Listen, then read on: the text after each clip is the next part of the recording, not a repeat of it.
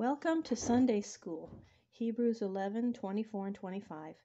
By faith Moses, when he was come to years, refused to be called the son of Pharaoh's daughter, choosing rather to suffer affliction with the people of God than to enjoy the pleasures of sin for a season. The children of Israel stayed in the land of Egypt much longer than they had expected to stay. They were in that land about 400 years, and going down to Egypt proved a great blessing to them. It saved their lives during the years of famine and need. After the years of need were over, they found the soil in the land of Goshen, that part of Egypt where they were living, very rich, so that they could gather 3 or 4 crops every year. Then, too, some of the sons of Israel, before they came to Egypt, had begun to marry the women in the land of Canaan who worshipped idols and not the Lord. If they had stayed there, their children would have grown up like the people around them, and soon would have lost all knowledge of God. But in Goshen they lived alone and apart from the people of Egypt. They worshipped the Lord God and were kept away from the idols of Egypt. And in that land, as the years went on, from being 70 people, they grew in number until they became a great multitude. Each of the 12 sons of Jacob was the father of a tribe, and Joseph was the father of 2 tribes, which were named after his 2 sons, Ephraim and Manasseh. As long as Joseph lived, and for some time after, the people of Israel were treated kindly by the Egyptians, out of their love for Joseph, who had saved Egypt from suffering by famine. But after a long time another king began to rule over Egypt, who cared nothing for Joseph or Joseph's people. He saw that the Israelites, as the children of Israel were called, were very many, and he feared lest they would soon become greater in number and in power than the Egyptians. He said to his people, "Let us rule these Israelites more strictly. They are growing too strong." Then they set harsh rulers over the Israelites who laid heavy burdens on them.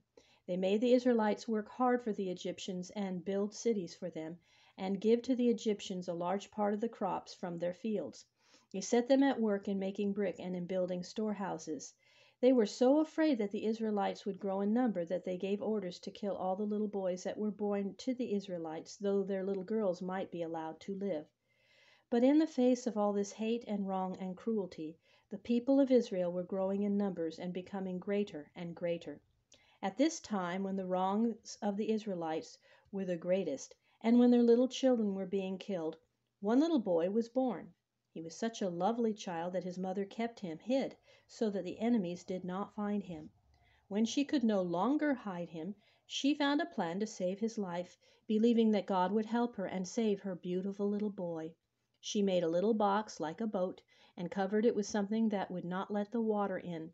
Such a boat as this, covered over, was called an ark. She knew that at certain times the daughter of King Pharaoh, all the kings of Egypt were called Pharaoh, would come down to the river for a bath. She placed her baby boy in the ark and let it float down the river where the princess, Pharaoh's daughter, would see it. And she sent her own daughter, the little girl named Miriam, 12 years old, to watch close at hand. How anxious the mother and the sister were as they saw the little ark floating away from them on the river. Pharaoh's daughter, with her maids, came down to the river, and they saw the ark floating on the water among the reeds. She sent one of her maids to bring it to her so that she might see what was in the curious box. They opened it, and there was a beautiful baby who began to cry to be taken up. The princess felt kind toward the little one and loved it at once. She said, "This is one of the Hebrew children. You have heard how the children of Israel came to be called Hebrews." Pharaoh's daughter thought that it would be cruel to let such a lovely baby as this die out on the water, and just then a little girl came running up to her as if by accident, and she looked at the baby also, and said, "Shall I go and find some woman of the Hebrews to be a nurse to the child for you and take care of it?" "Yes," said the princess, "go and find a nurse for me." The little girl, who was Miriam, the baby's sister, ran as quickly as she could and brought the baby's own mother to the princess. Miriam showed in this act that she was a wise and thoughtful little girl. The princess said to the little baby's mother, "Take this child to your home and nurse it for me, and I will pay you wages for it." How glad the Hebrew mother was to take her child home. No one could harm her boy now, for he was protected by the princess of Egypt, the daughter of the king. When the child was large enough to leave his mother, Pharaoh's daughter took him into her own home in the palace. She named him Moses, a word that means drawn out, because he was drawn out of the water. So Moses, the Hebrew boy, lived in the palace among the nobles of the land as a son of the princess.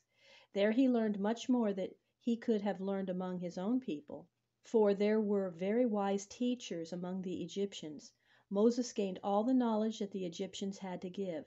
There in the court of the cruel king who had made slaves of the Israelites, God's people, was growing up an Israelite boy who should at some time set his people free. Although Moses grew up among the Egyptians and gained their learning, he loved his own people. They were poor and they were hated and were slaves, but he loved them because they were the people who served the Lord God, while the Egyptians worshipped idols and animals. Strange it was that so wise a people as these should bow down and pray to an ox or to a cat or to a snake, as did the Egyptians. When Moses became a man, he went among his own people, leaving the riches and ease that he might have enjoyed among the Egyptians. He felt a call from God to lift up the Israelites and set them free, but at that time he found that he could do nothing to help them. They would not let him lead them, and as the king of Egypt had now become his enemy, Moses went away from Egypt into a country in Arabia called Midian. He was sitting by a well in that land, tired from his long journey, when he saw some young women come to draw water for their flocks of sheep. But some rough men came and drove the women away and took the water for their own flocks. Moses saw it, and he helped the women and drew the water for them. These young women were sisters, the daughters of a man named Jethro, who was a priest in the land of Midian.